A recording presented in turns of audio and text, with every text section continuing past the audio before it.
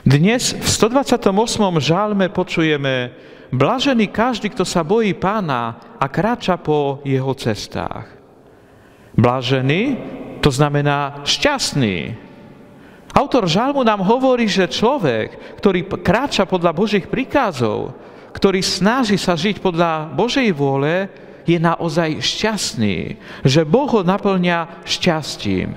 A nielen jeho, ale aj jeho manželku, jeho deti. Boh naplňa pokojom a radosťou. A preto ten žalm povzbudzuje nás, aby sme aj my nebali sa vykročiť na cestu za Kristom. Aby sme aj my nebali sa vykročiť na cestu plnenia Božej vôle. Určite táto cesta nie je jednoduchá, lebo prichádzajú pokúšania.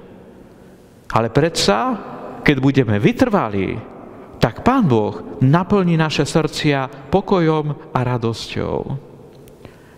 Pani Ježišu, prosíme ťa, daj, aby sme počúvali Tvoje slova, aby sme plnili Tvoju vôľu a nezatvrdzovali si srdcia. I naplňaj naše srdcia radosťou a pravým pokojom. Nech vás žehná všemovúci Boh, Otec i Syn i Duch Svätý. Amen. Prajem vám krásny a požehnaný čas, veľa úspechov k vašim podujatiam a pozývam vás zajtra.